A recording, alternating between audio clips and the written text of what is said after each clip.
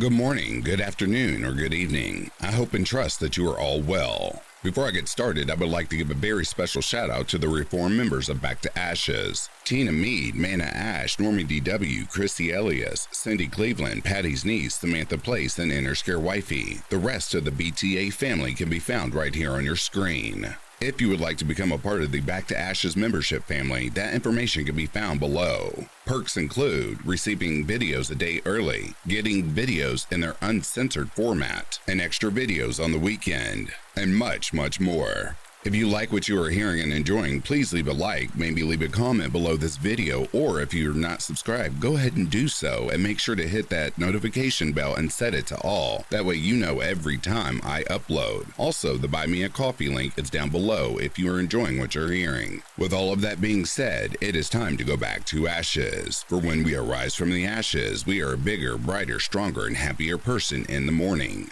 Sit back, relax, kick back, grab a snack, or tuck in and get warm, and prepare for this dose of vocal melatonin entitled True Backwoods Creepy Stories. Right after this intro and ad will play, I'll read the first story and ad will play. After that, there will be no more ads within this video.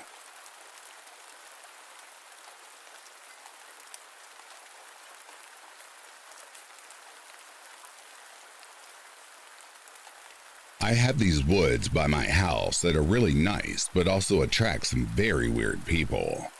I've had multiple weird experiences while I was there, but the weirdest was when I was biking with my friend on a rainy day. The trail we were on was paved, but set off a ways from the main trail. The ground was damp and muddy, and we were going pretty slow. We biked past a more open off-road trail and saw a man no more than 20 feet out from us holding an axe, kneeling over a tree stump, with his back turned to us and praying under his breath. He had longer, unkempt hair and a ratty black raincoat on. The whole thing was really eerie, so we sped away, but our curiosity brought us back after. We turned around after biking in the other direction for about 2 minutes to check back on the spot. When we got there, the man was gone, and there were no footprints in the mud.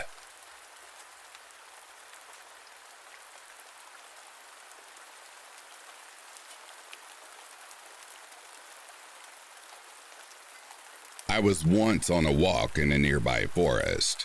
I was only a few minutes away from home. I remember when I was about to start leaving the forest until suddenly I felt like someone or something was watching me. I tried to look around, but nobody was there. I started to walk away from the forest, but then I saw this huge black figure just watching me. It didn't look like an actual person. I quickly continued towards the end of the forest, but it felt like the figure followed me. I looked behind me, and it was just standing there. I looked quickly to my front, and then I looked behind me again, but the figure disappeared. I think I was just hallucinating, but I never went into that forest again.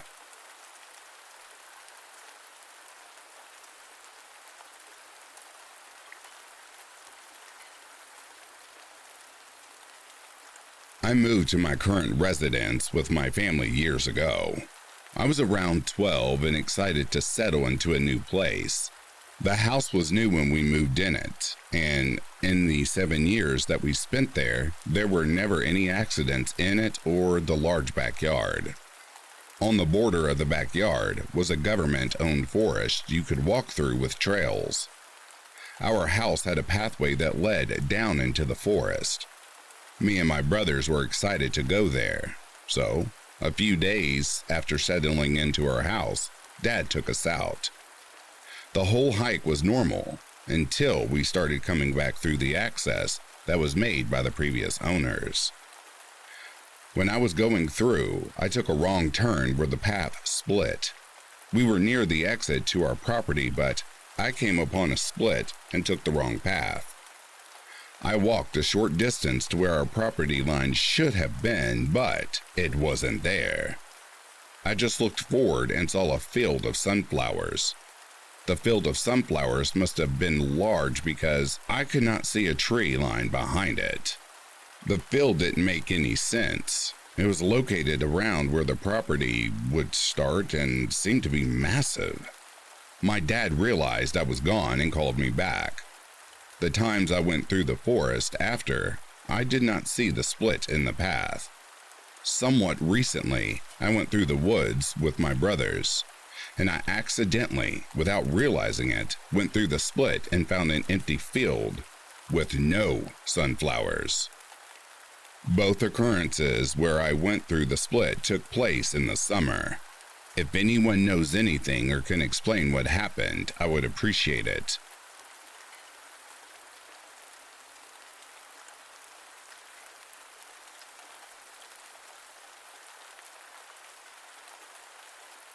Okay, so this happened in New Jersey last night. So to understand the story, I'll just give a little rundown of my house. If you're sitting on my couch and you turn around about 15 to 20 feet away, there will be a big sliding glass door, which will lead to my porch. If you go down the steps and walk about 50 feet, you will be met with the pines or pine barrens. If you pay attention to the urban legends, you might recognize those woods as the same woods the Jersey Devil lives in. So anyway, it was about 9 o'clock and I was sitting on the couch talking with my two friends and just watching TV. We were having a good time when I realized that my one friend started to look out back with a puzzled look on his face. I asked what's the matter, and he just says, something along the lines of nothing, but I think I saw something in your backyard. So I turn around, and for a split second, I see what looks like two heads peer from behind a tree, and then immediately duck behind it again. So I'm like, holy crap, what is that? At that point, my friend grabs a kitchen knife and runs out onto my porch, just yelling for whoever it is to go away. I run out and tell him it's fine, and let's just go back inside. As I do, I see three heads this time, all closer than before. So I shout, get away, I have a gun. Obviously bluffing. I then see them dart behind the tree again, and they're gone. I still have no idea what it is, but they're just gone now. I need answers.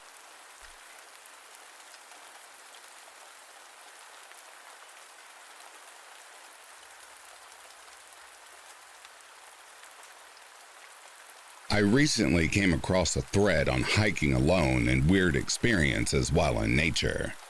This reminded me of my own story from 2005. So, here is that story. My hiking experience was this. I was solo camping at the Lake Dubonnet campsite west of the lake, near Interlochen, Michigan. In the morning, I set off for a hike at nearby Lost Lake. I think it's a fitting name, don't you? I realized after a short while, as I heard Lost Lake, that the forest was absolutely silent. No sound, no birds, not a squirrel, zip. I felt like I had entered a sort of dream state, thinking, am I dreaming this? Why is this forest so silent? As I kept walking, I started to hear the sound of what I thought was a helicopter coming nearer. I was confused by that, but there is a Great Lakes Maritime Academy in Traverse City, so I thought maybe a helicopter was flying back to town.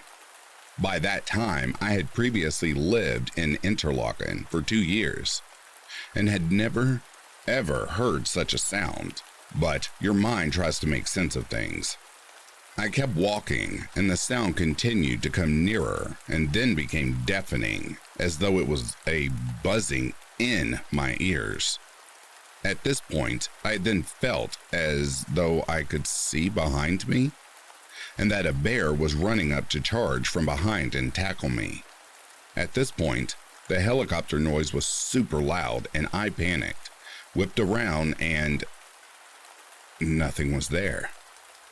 And the noise stopped instantly, and I felt like I had just woken up. I shook my head, super confused, looked all around me, looking in the sky for a plane or anything. But there was truly nothing. I was beyond perplexed, of course. I wanted to get back to my tent and car ASAP, but I did not want to turn around and walk back past Lost Lake any more than I had to. So I kept going on the trail, which thankfully was circular enough to get me back to the campsite. I've never experienced that again, either in the exact spot or anywhere else. I guess I'll forever be puzzled. I watch ghost adventures and have seen people who've experienced similar things to my story. So that sort of makes me feel less alone. Would be happy to hear of any other lost time experiences you all have had.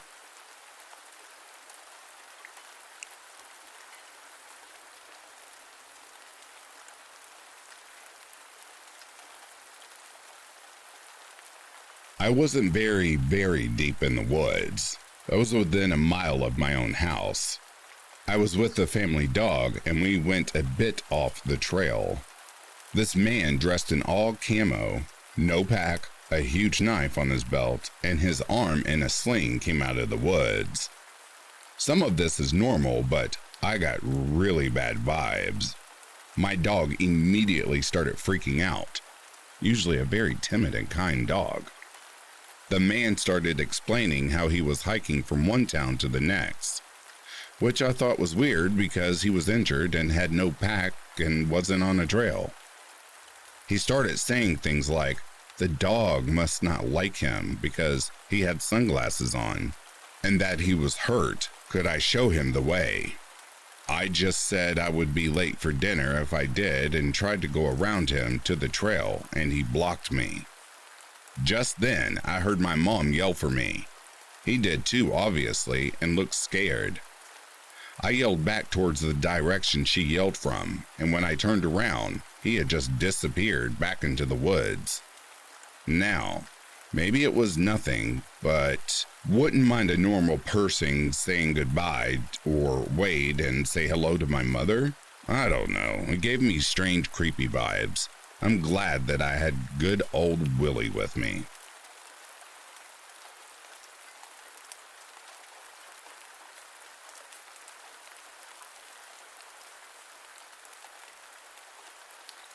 First story for my English. I'm not a native speaker.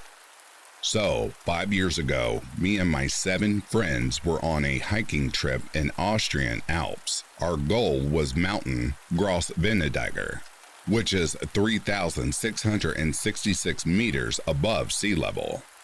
Trip was great until weather suddenly changed from sunny to heavy snowstorm. After 30 minutes, I didn't see a thing, and me and my friend Thomas got separated from the others. Heavy snowing, lack of air due to strong wind, and a almost 0% visibility. I thought this was the end. First time in my life I was thinking I will die. Totally exhausted, lost in the middle of the mountain. After another 30 minutes with my friend Thomas, visibility started getting better. Then I noticed one thing.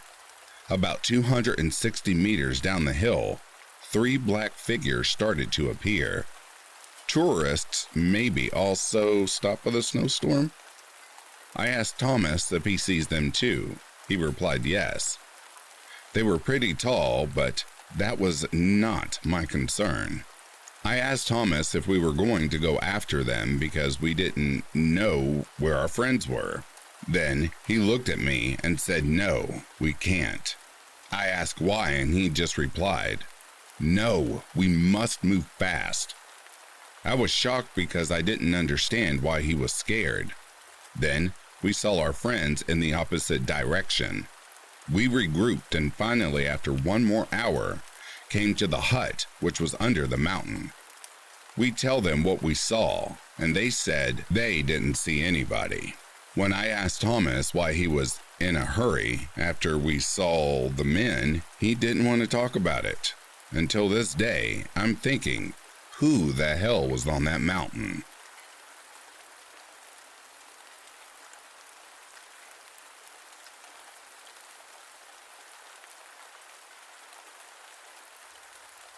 My friends and I found a 22-year-old girl face down in the mud, both legs broken with compound fractures. She had no cell phone, no water, no food, and nothing to keep her warm. Her friend was dead. A little backstory. My two friends and I were hiking in a pretty popular spot in our area. It's a 100-foot waterfall that takes about 45 minutes of uphill hiking to get to. We decided to go bouldering around the bottom of the waterfall. There are various little pools and boulders where the water runs off of the waterfall. This bouldering trail is not on the main trail, and not many hikers ever veer off the main trail. When we found her, obviously we called 911 and gave her any supplies we had. Eventually, a helicopter showed up and they flew her to the nearest hospital. Turns out she was hiking with her friend the night before when they both fell off the waterfall. Her friend must have gone to get help, but unfortunately died less than 100 yards from where we found the girl. No one knew she was hurt or that she was even there. It's a miracle she was still alive, and mind-blowing to think what she had gone through when we found her 20 hours later. Before we found the hiker, we were climbing rocks in the area and taking pictures. We didn't even know the poor girl was in the background of these photos. I looked towards the right of the frame in the background. There she is. In the end, I didn't realize that the family of the girl had a fundraiser to help defray the cost of her recovery. If anything can be learned from this experience, it's that anything can happen. Freak accidents, like this one, are very real. Always be prepared for the conditions of your hike and communicate your whereabouts with someone else.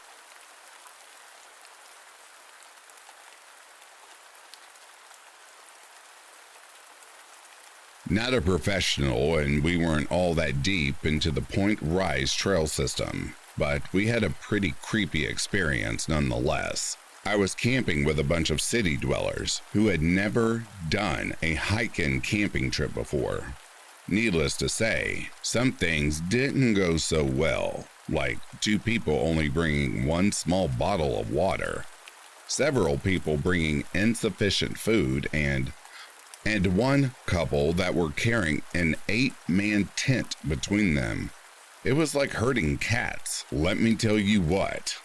Anyways, we finally make camp, maybe 2:30. We're up the cliffs and have a beautiful view. We have ample time to set up camp, cook dinner, tell ghost stories, etc. But no, these numbnuts get the bright idea to go down to the water. It's just right there, they plead. 30 minutes tops. This is bullshit. It's really a 2-hour hike down. I know this. One other guy knows this, but we feel obligated to go with these yahoos to keep them out of trouble. We get to the beach while the sun is setting. Now, we have to hike back in the deepening dark. There's a dim moon and the fog is rolling in. I have the only flashlight and the batteries give out after a while. Of course we get lost, and I manage to take a spill, twisting my ankle pretty badly. So it's dark. Fog has visibility down further. We're lost, cold, hungry, and I'm injured.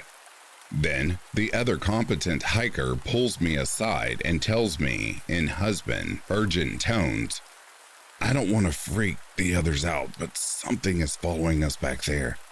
It comes into view and then fades back into the fog. I've never seen anything like it. As we continue on, I catch sight of a ghostly white shape, maybe 3 feet tall, moving silently but quickly alongside the trail we were on. Every hair on my body stood on end, and I could have made a diamond in my ass. It didn't stay visible for long and disappeared into the brush almost as soon as I noticed it. I caught fleeting sight of it again twice more before it disappeared for good. To this day, I have no idea what it was. I never saw it for long enough or clearly enough to make even an uneducated guess. It did not move like any animal I'm familiar with or know was in the park. I can't tell you how relieved I was when we got above the fog and the visibility, though still darker than Satan's asshole, illuminated by a stickly candle, quadrupled. At midnight, we called for a halt. We rested for about half-hour, pulled what little food and water we had left, and tried to figure out where we were. When we got started up again, we literally took 10 steps and turned a bend straight into our tents. We still tell stories about how ridiculous the crunchy spaghetti was that I made for everyone, one bowl at a time, that night. Honestly, I was making it so I would have an excuse to stand next to the fire, hoping that whatever it was out there would be afraid of it. Oh yeah, here's a bonus event. Later that night or morning, I was awoke by something underneath the tent pushing hard into my back. I believe I screamed and scrambled out of my sleeping bag and out the tent without ever passing through the space between those 2 points. I peered back into the tent and I could see my sleeping bag jump up in a rhythmic motion. I landed on the mound with my elbow and proceeded to punch the ever-living shit out of it. When the sleep grogginess dissipated, I assumed it was a gopher, but I was taking 0 chances after that Eve's misadventures.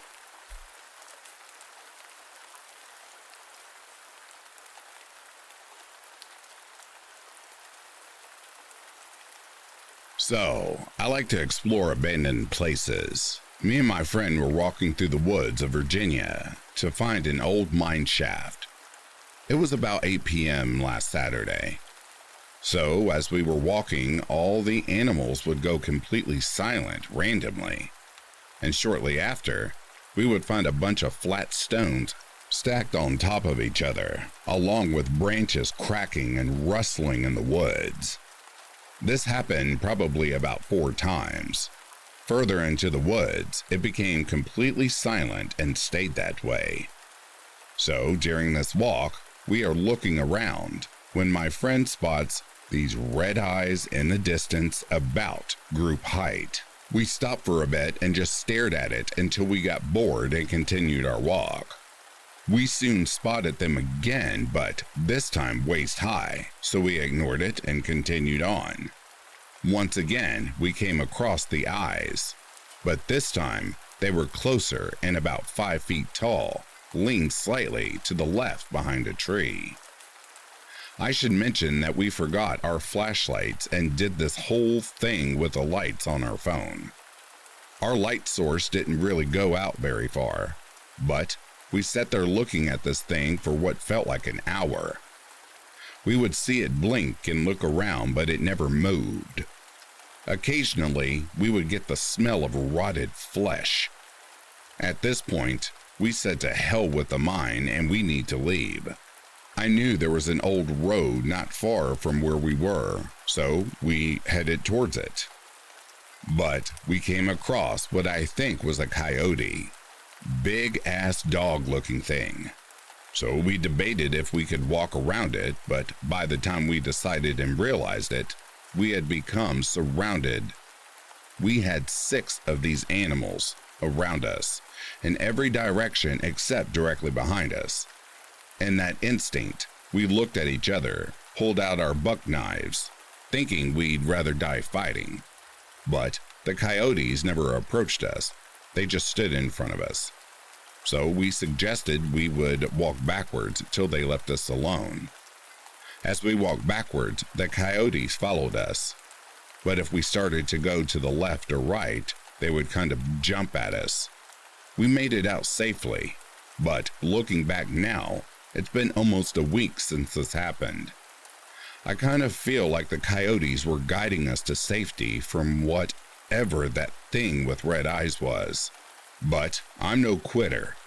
Me and my friend will be going back to those woods again as soon as I get a weekend off. I need to know what those red eyes were, and I really want to explore that mine. If you guys have any idea on what thing has red eyes, please let me know.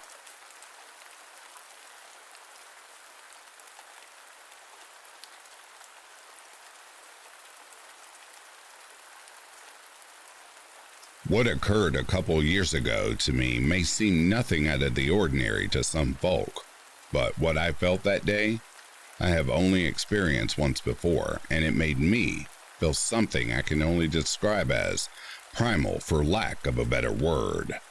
I apologize beforehand if this ends up being long-winded, as this is my first time writing an experience and want to paint as accurate of a scene as I possibly can. Also, English is not my native language. My ex-significant other and I booked this amazing homestead of a vacation for 2 nights and 2 days, after reading a lot of very positive reviews online about it. It was managed by a very charming and hospitable elderly couple. Now, this homestead is smack dab in the middle of a huge, sprawling estate, surrounded by coffee plantations on 3 sides. Has its own private waterfall, and behind the estate are very large hills, most of which is owned by this couple. The accommodation provided to us was quaint little cottage nestled between the main homestead where the couple lived and another large cottage that was occupied by a couple of tourist families. The 3 buildings are surrounded by a very beautiful tended garden. A narrow path winds in front of the 3 buildings and heads towards the hills. Our first day was generally uneventful, as both of us were exhausted from the long drive from the city we lived in and just soaked in the hospitality and the amazing view all around us. The next day, we were given the option of heading to the waterfall or hiking up the hills, and my ex, after a lot of debate, chose the hills. So, after about 10 a.m., we packed ourselves a nice little brunch and headed out towards the path that leads to the hills. The weather was cool, and a light bit of rain had kicked up the smell of damp soil that was invigorating to the soul of city folks. As we reached the end of this winding path, we were faced with hiking up a pretty steep climb directly up the hill or walk towards a new unpaved path that skirted around the hill. Since the rain had left the soil all around us pretty damp and the grass wet and slippery, we figured we could find a more gradual climbing spot if we skirted around the hill. So off we went down the unpaved path, and just about 10 minutes into the walk, the terrain changed dramatically. Instead of open land, we were now walking basically into a ravine, and the trees on both sides of the ravine basically blotted out the sunlight to a great extent. It was as if we were in the middle of the jungle. All of a sudden, but unfazed, we still trekked on, hoping to find another way to climb the hill, which was not visible anymore due to the terrain. After about an hour's worth of navigating through the ravine, we found that the trail veered off into even more dense jungle terrain. On the left and on the right was a dilapidated old wooden hut that seemed long vacated. So, as we took a breather, we tried to figure out what to do next. We were met with the angry barking of what I assumed were not less than 7 or 8 dogs. And the sound was only getting closer, so we beat a hasty retreat back the way we came from.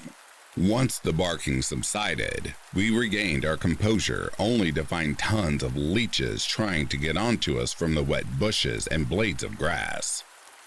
This freaked out the ex, and I had to run through the boulder-filled ravine to basically catch up to her. We ended up back at the steep spot of the hill, and by this time, I had had enough, but had to give in to her persuasion and ended up climbing the steep part of the hill on all 4s, getting dirt and grass everywhere. To my relief, the steep bit gave way to what I can only describe as a meadow of lush green grass bordered on the left by bushes with sweet-smelling wild flowers. and on the right, an obstructed view of gentle rolling meadows that actually had cattle grazing, but I didn't find anyone hurting the cattle. So, an hour and a half later of hiking through the meadow, we chanced up a muddy path carved into a much gentle sloping hill. Now, this hill was huge, but the path made the climb much more forgiving. Upon cresting the hill, the other side of the crest is a sheer drop-off, but the view of the valleys below was nothing short of spellbinding. We rested and tucked into the food we had brought, all the while just admiring the view, and it was 2 p.m. by now.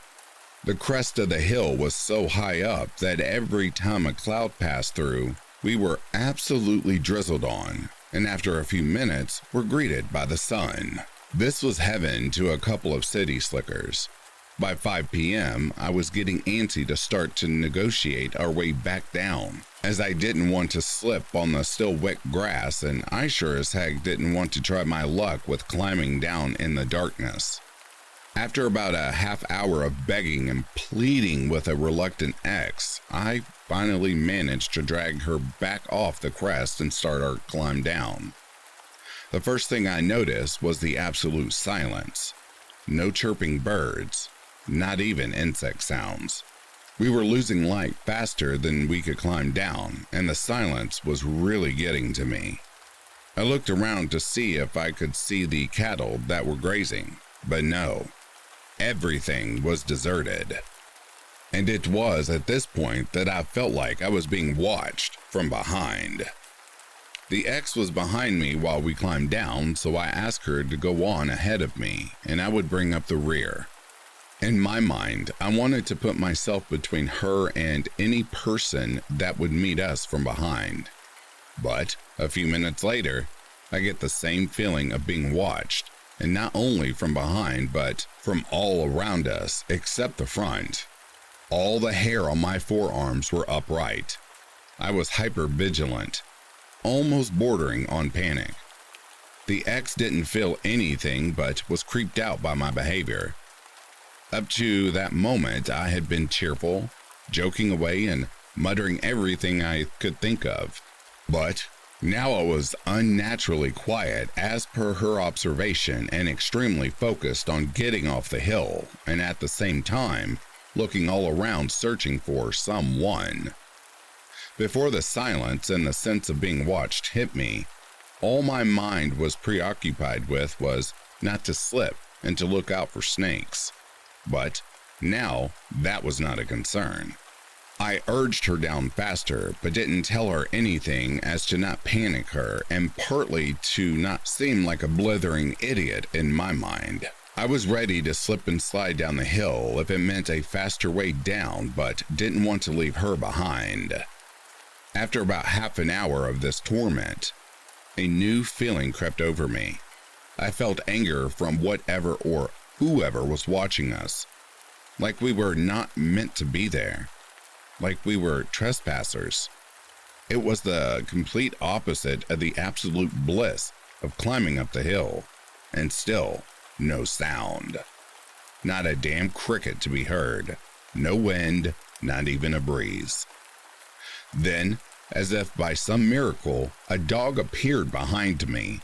Had not seen this little fellow when we climbed up. He was a thin, emaciated brown mongrel who had its tails tucked between his legs and looked at us warily, all the while following us at a distance. Although the sight of the dog put me at a bit of ease, the feeling of being watched lingered on. Since I also didn't want to be bitten by the dog, I made my ex stop and give way to see if the dog would pass us by, and he did. He crept closer to us and wagged his tail while looking at both of us and passed by, still a bit wary of us. And then the most curious thing happened. We would climb down a bit and wait until we reached him, and would repeat this over and over until we reached the bottom of this hill.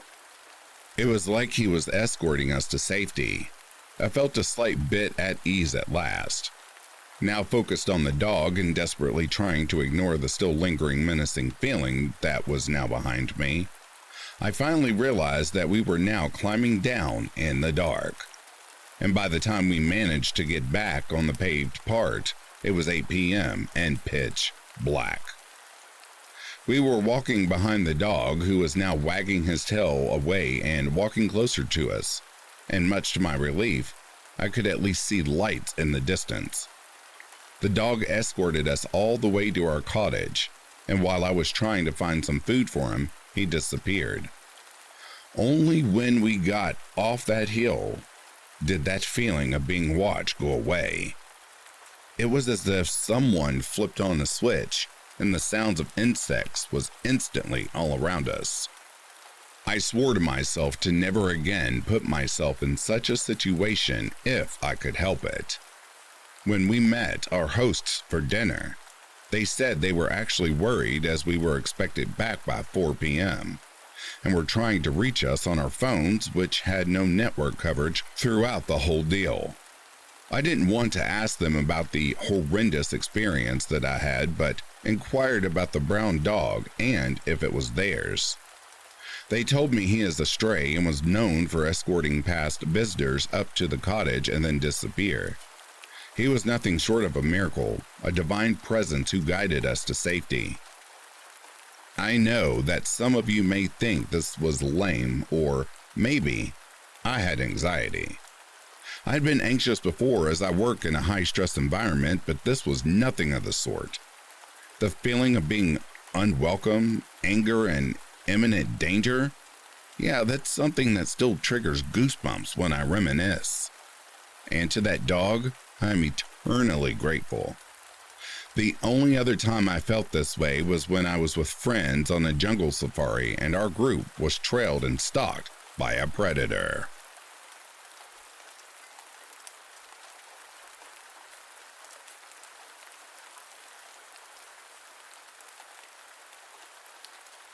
I've debated posting this for a while, mainly because I'm not a writer. It's a long story, so apologize in advance for the length, and I don't want to mess it up by telling this. This happened to me and my friend Sam 3 winters ago.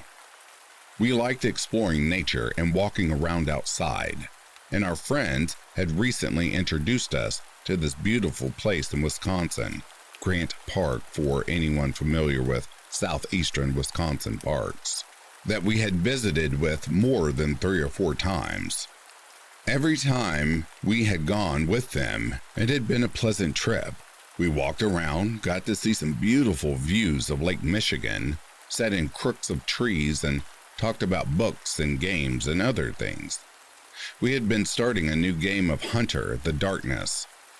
That's a tabletop RPG game like Dungeons and Dragons. And we were using the park for scenic inspiration. It was fantastic. For the purpose of storytelling, she and I are both 5'2", 5'3" females. The first time she and I went alone, we went around dusk to take some pictures that we could Photoshop for the game. This park is massive, and there are many bridges, footpaths, and winding roads throughout. We were walking over a bridge that set against one of the roads with dense woods on either side. As we were crossing, a driver drives by and rolls down the window, and some guy leans out and yells, "Hey!" at us. We were both startled and jumped, but dismissed them and continued walking across the bridge.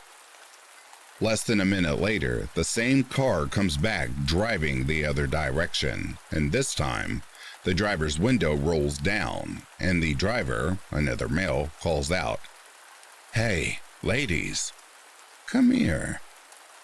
We picked up our pace and the car drives away, and right as we were about to hit the end of the bridge, we see the car coming at us again from the original direction. We then book it up into the trees up the hill, and we can hear the car stop, and the 2 men start yelling at us. We continued running and hid in the dark for 15 or so minutes until they left, and we ran back to our car and left as well. You would think we would avoid the park after that, but once we had gotten out of there and properly warm over a hot chocolate from Perkins, we had a good laugh over having to be so scared.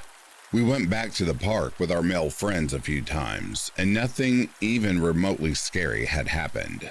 So she and I decided to go back, just the two of us, again.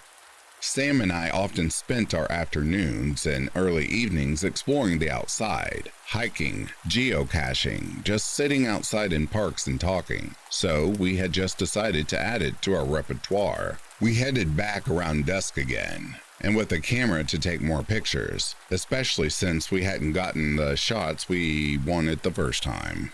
Now, obviously, looking back on this, we both feel incredibly foolish having gone back alone and around the same time and at the same place, but as I had said, we had gone a few more times with our male friends, and even we had just one male with us.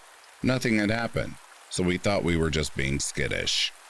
Anyways, we went back, and we're about to walk over the same bridge when a car rolls by and, you guessed it, the window rolls down and the same guy just yells out some random noise. This time, we don't wait for them to drive around. We duck into the woods and start walking back around the pier. We figured we'd abandon the other photo spot and just explore the pier, take some lake shots. Not really what we were looking for, but we figured if we made it in on time from the sunset, which is about almost all the way down, we could take some nice pics together over the lake just for fun. The way that the pier is set up is that there is a long, thin road from the top of a giant grass hill down and around a curve and into a parking lot. The pier is at the end of the right side of the parking lot, about 200 yards away. If you walked from near the pier down the right side of the parking lot, there was a little bridge that led into a development with a tennis court that sat next to the preserve. So we began walking down the road to the lake, when the same car from before drives down into the parking lot by the pier.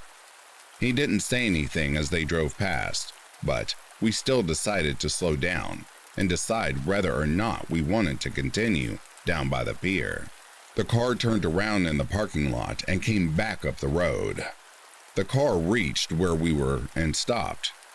So we immediately turned and started walking down the hill. All of the windows rolled down, and we saw that there were 4 guys and 1 girl in the car.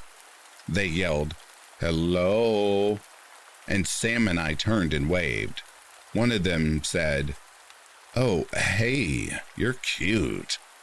And the others joined in. "Hey, yeah, wait for us." Now, mind you, we are 2 small females, but we were also super bundled up in large winter coats and hats. We could barely see any of our faces from our shapes, so they didn't really have a lot to base it on.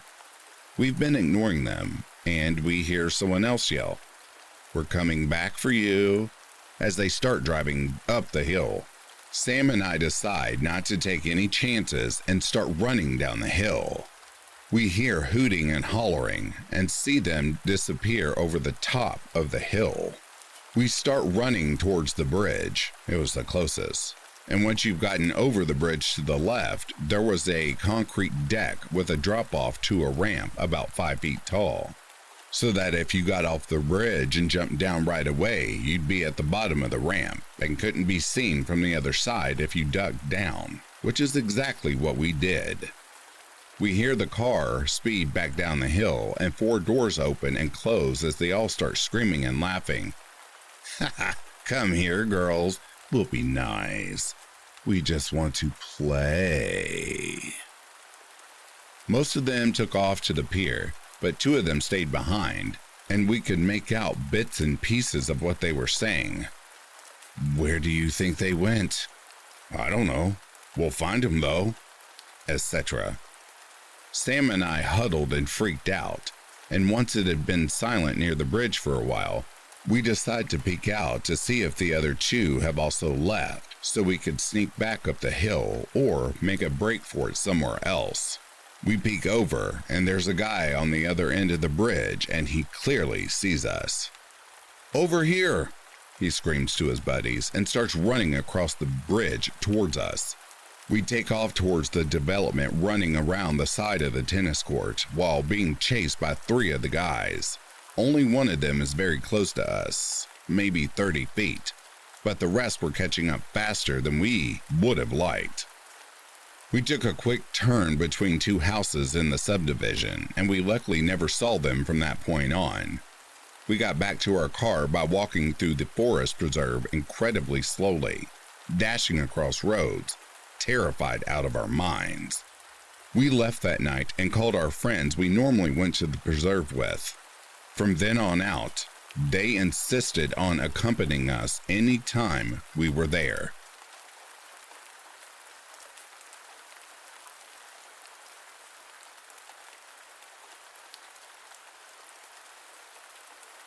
Hello. English is not my first language, so please be kind. So my story takes place when I was about 13 years old. I'm 19 now. If the details are unclear, I'm sorry. I just moved into a small countryside town into a house that was just beside a huge forest. It was a new neighborhood and didn't really have much houses on my street. You could, without a doubt, walk hours into the woods and still be going. Being young and stupid, I'd take my dog walk without having my parents with me or anything to protect me. I don't even remember having a cell phone on me. Don't blame my parents, please. They were reassured by the fact that my dog was really big and people were easily frightened by him. Like, really easily. My dog was about 7. Detail that has its importance. I did that often. Nothing bad ever happened, and I never met anyone there. I loved it because I could really take my mind off everything else that was happening in my life. The move was rough on me, and to make everything more fun, I was being bullied at school. So, yeah, I really needed that. So, there I was, casually walking on a track that is across the wood that is used if you have a motocross or a quad. A noise that I didn't take too much attention at first was coming from behind me, started to become louder. When I turned back, I can see a person coming straight at me on his motorcycle. I'm a 13-year-old girl who is scared of about everything that seems out of the ordinary. So I decide to get off the track as quickly as I can hide. Unfortunately for me, Henry is black and does not blend with the surroundings as everything was green, and it was the middle of the day. I walked pretty fast, but I can tell that the bike was closer, and I was pretty obvious. I started running and found a rock that was big enough to hide my dog and I. I heard the motocross come and go. It was impossible for the person to see us, really. I waited, telling myself that I was being silly. When I thought I waited long enough, I started walking again. I froze instantly when I heard the loud engine coming suddenly so close to me. Without hesitation, I start running like hell, and when I was able to stop and hide, I did. My dog wasn't in the best shape, and I was feeling so bad for making him run that much. I could tell he was getting closer and closer to me. It wasn't a very dense forest, so he could follow. He was so much faster than me. I'm the clumsy person. I trip on about everything I can, so when I did meet this lovely branch, I fell on the ground pretty hard after tripping on it. But I think I was so full of adrenaline that I just got up and started running again. He was meters from me, so he can see me and is clearly chasing me. There was no doubt in my mind that if he gets me, something really bad could happen. We were approaching a more dense part of the forest, so the guy had no choice but to stop. It did give me advantage on him, and I was able to get away. I was so glad when I saw a house. It was under construction, so nobody lived in it. I did find a hiding spot behind this fence. Minutes later, I saw the person come so close to me, I could tell he didn't see where I went. I felt this huge relief when he started to go away. I think I hid there for about 30 to 40 minutes without moving to make sure he did not come back. I did find my way home and told my parents about it, but they thought I was being dramatic. At the end, I never knew who this person was. I did hurt myself, but nothing too serious. I heard years later about weed that was being grown in a part of the woods and cameras were present. Maybe I came too close to something and they saw me on the cameras. I also went with a few friends of mine when I was older and found out a small abandoned house that was not too far from where this happened.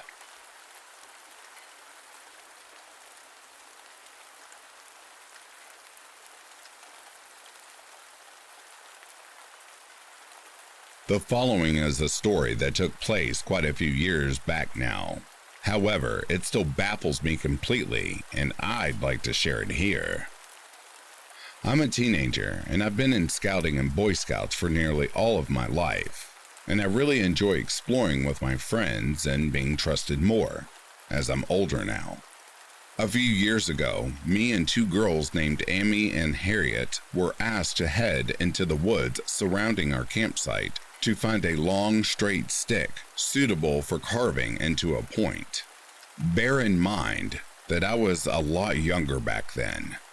Harriet was older and Amy only 1 year older than myself. We had been walking in deliberately the same direction as to not get lost, and memorizing the surroundings as we went, in order to find our way back safely. About 15 minutes in, we couldn't find anything to take back, so we turned around to return to the campsite. Then the initial panic set in. The trees had almost unnaturally knitted themselves together in such a way that it seemed our path was non-existent in the first place, like it had just vanished. We looked around 360 degrees, and now everything looked exactly the same. Trees we could have sworn were different from one another appeared as all copies of the same tree. We kept walking in what we thought to be the correct direction, whilst shouting out for help, and eventually came to a concrete path, almost like a road but very thin, separating the forest, splitting it into two. We didn't follow the road, as it went in the wrong direction of our campsite. On the other side of the path was more forest. However, nearby was an abandoned shack, likely used for storage or whatever else. We had no idea anything like this was out here in these woods, so we just kept walking. We eventually came to a road we didn't recognize. A woman wearing a pink and purple regatta outdoors coat walked past, and we frantically asked her for the location of our campsite, as by now, according to our watches and Harriet's phone, we'd been walking for an hour and a half. She said she'd never seen us before, but she said there's another campsite in that direction. We followed her advice and eventually came back to our campsite. We frantically apologized for being so long and that we couldn't find anything. The leader, Ian, could see all of us were shaken up, and he stated, confused, that we'd only been gone 25 minutes and that our free time was still going. To this day, this baffles all three of us, as our free time was 40 minutes long and our watches and phones had said we'd been gone for hours. The forest we were lost in felt crushing and claustrophobic, like we'd enter an area that the concept of time didn't apply to. I believe in the paranormal. However, this was so unlike anything I've heard or experienced before. It was literally like we'd begin in a time vortex or something, and that hours in the forest were only minutes to the rest of the world. The feeling was very strange, and it stuck with me for the rest of the camp. Thank you for listening to my story. I know it's a weird one. What do you think? Why do you think time changed between the real world and this forest? I'd love to hear your opinions.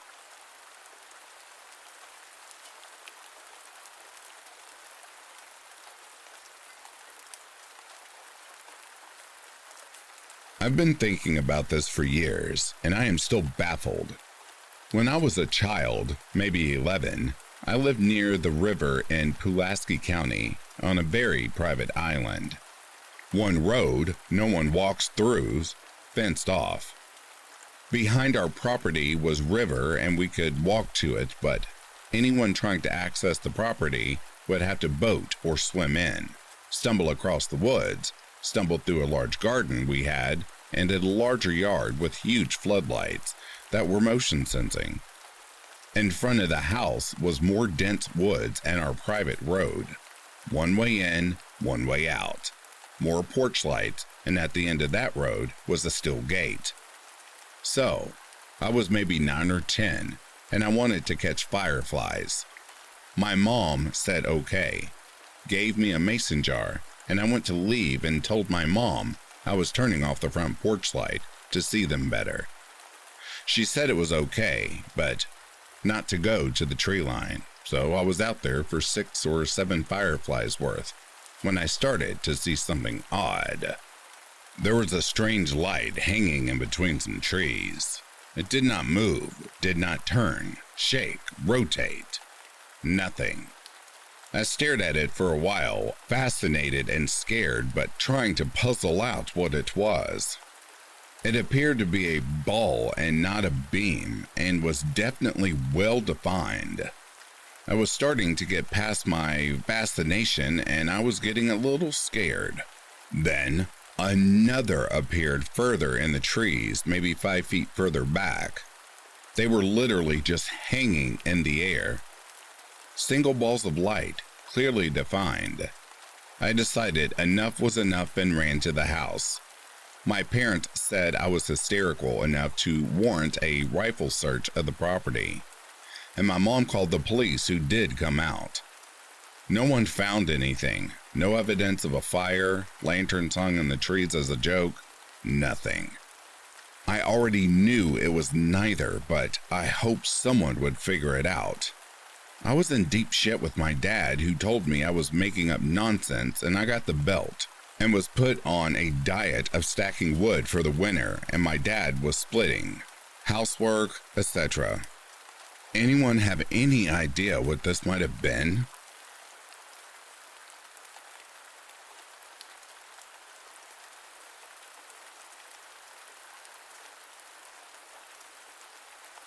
So, my father-in-law, let's call him Pedro, grew up working ranches. He told me this had happened to him back in the 80s, somewhere down in Frio County, along Highway 57, the road to Eagle Pass. He took a job with a ranch owner. He was given a mobile home to stay, and his family was welcome to stay also. The ranch owner, Ferguson, I think is what they called him, had built himself a home several miles away, on the same property. For the ranch hand, a site-built home was partially started but never completed. It was 3 sides of a cinder block home and a partial roof. This is why the mobile home was there. This land is about 100 miles from the U.S. and Mexican border. There's always been a lot of illegal immigrants crossing this land. One late afternoon, there were several illegals crossing the ranch property when Pedro sees them and yells at them, asking what they are doing. They all stop and say, "Sir, we want no trouble. We're trying to get north for work and are looking for a place to stay the night." Pedro says, "Look at that home there. You all can camp there tonight, but need to be gone early because the owner will be up and doing his rounds. It should be enough cover for the night. If he sees you, I'll act like I don't know you." They agreed and set up camp in the non-completed house, so Pedro couldn't sleep, well knowing he might get in trouble. He woke up early enough to wake the illegals up to tell them they needed to get going, but none of them were in the house. He looked around and found that they had all moved their camp at about 50 feet from the mobile home. He woke them and asked why did they move. One of them started to say, "No, sir, we meant no trouble, but nobody can stay there in that area. We all heard voices screaming for help and it was bad. They left soon after, and nothing was talked about this again until years later. Both Pedro and Ferguson had gotten older. By now they were pretty close and set out one night on the ranch drinking beer. Pedro tells him, one night these illegals came through and asked to stay the night. I told them yeah and to stay in that old house, but they didn't. Pedro told Ferguson the whole story. Ferguson sat there for a while. He finally said, after all these years, I never told you. When I was young, I saw my grandfather work this ranch, and a handful of times, I saw him catch some illegals himself. He killed them and buried them right there. He started to build that home right over the bodies, but not even contractors could finish it. They heard the same thing.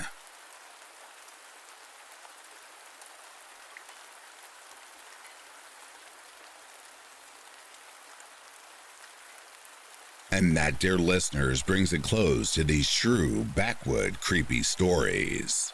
If you're sleeping, I hope Slumberland is treating you kindly. If you're awake, I hope you've enjoyed this collection.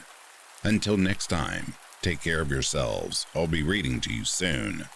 Have yourself a good morning, a good afternoon, or a good night.